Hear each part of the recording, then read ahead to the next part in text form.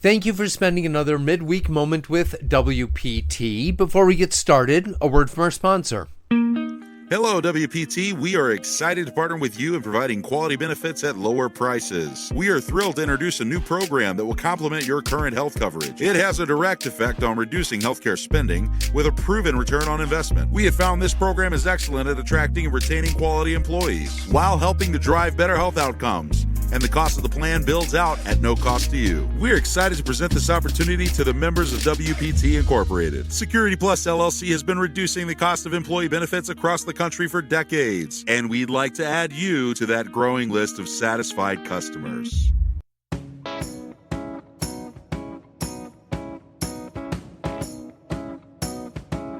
Well, hello and welcome back. I'm Paul Rozeski. Today is the 31st of July, 2024. It's hot out and today is a food lovers buffet of holidays. It's National Raspberry Cake Day, National Spam Day, Shredded Wheat Day, National Avocado Day, and National Cotton Candy Day. If you celebrate all these at the same time, for goodness sake, please celebrate responsibly. Personally, I'll wait until Friday for International Beer Day. Given some of the bad news that's come out in the past few days, there may be some folks that'll be looking to drown their sorrows. If you're wondering who, you're in the right place. Let's jump into some news together. Today might as well be National Broken Record Day since we start off in Milwaukee and their budget and money problems. Milwaukee County started the year with budget estimates of a $31 million surplus. Their new sales tax would give them a bump in revenue, and things, at least in the short term, looked solid.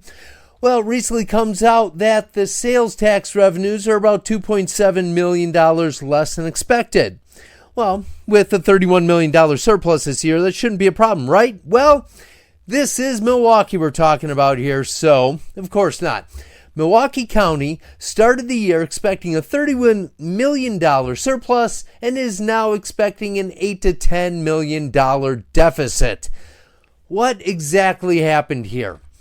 The sheriff's office, they were tooling along, were expected to be $500,000 under budget, but has been short-staffed and is protecting overtime costs that are going to put them $7 million over budget.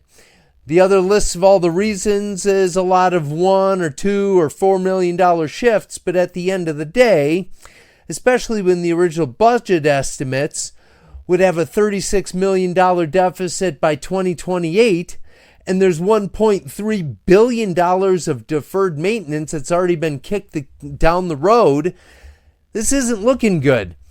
But to be fair, let's put it into perspective. The county's annual budget is $1.37 billion, which in and of itself gives me heartburn, and a $40 million shift would change that number 0.04. So the trend and the story just keep getting old, even if they're not off by all that much. But one supervisor is quoted as saying, quote, "It's not good. It's not good at all. We're going to have a tough budget," unquote. Add this to the list of absolutely thankless jobs.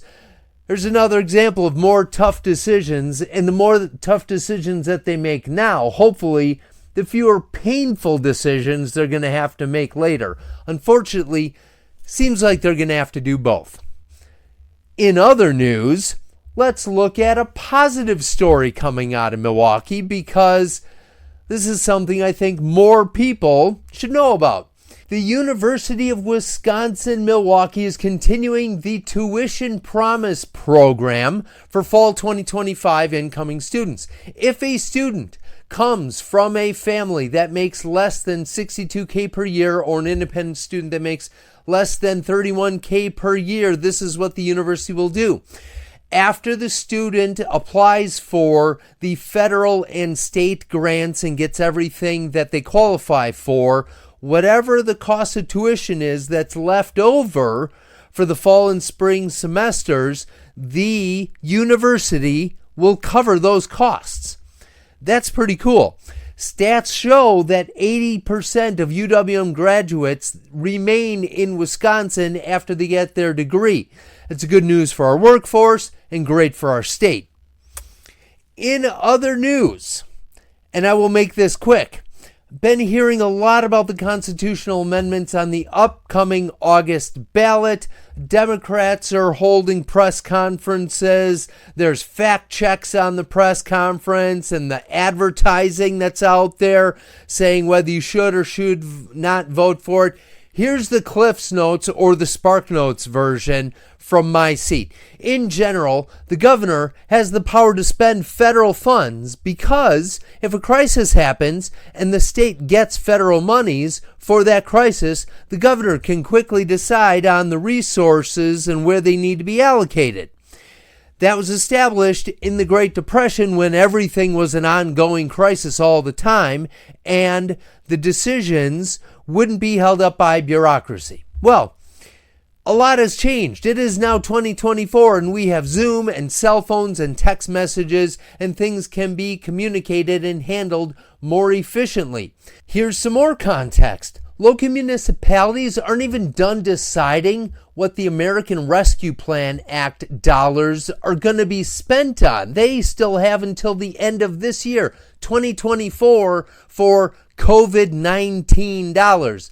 It's never really an emergency when it comes to government spending anyway.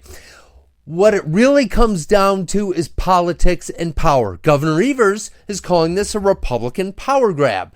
Well, of course he is, because it's his power that's getting taken away.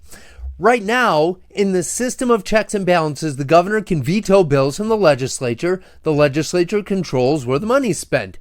This exception that's been made is now being reconsidered.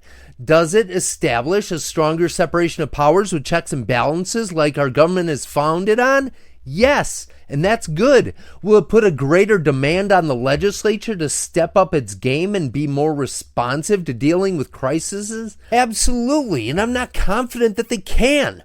Both sides of the aisle are mostly partisan, so they don't tend to work together, and both sides have infighting that splinters things even more. I think the separation of powers is critical. Remember that a yes vote is a yes to the separation of power. If it happens, has the legislature given me confidence they're up to the challenge of addressing the crisis? No. There are way too many bickering cooks in the kitchen. And finally, from the Department of Workforce Development, Wisconsin companies on average will pay 10.5% less in workers' comp rates starting in October, starting on the 1st. It's estimated that it will keep roughly $206 million in the pockets of businesses around the state. And there you have it. We found the one and only one insurance premium that isn't aggressively increasing. In closing, I will leave you with a quote from Thomas Jefferson, who said, "If we can but prevent the government from wasting the labors of the people under the pretense of taking care of them, they must become happy." Unquote. Have a great second half of your week, and as always, thanks for listening. Wisconsin Property Taxpayers Inc. is a nonpartisan membership organization consisting of thousands of small business, farm, and homeowner members in every sunscreen-using corner of the state. Founded in 1985, the organization is committed to providing its members with up-to-date information, legislative advocacy, and exclusive cost-saving benefits. Find out how to join or find out how your friends can join at wptonline.org/join.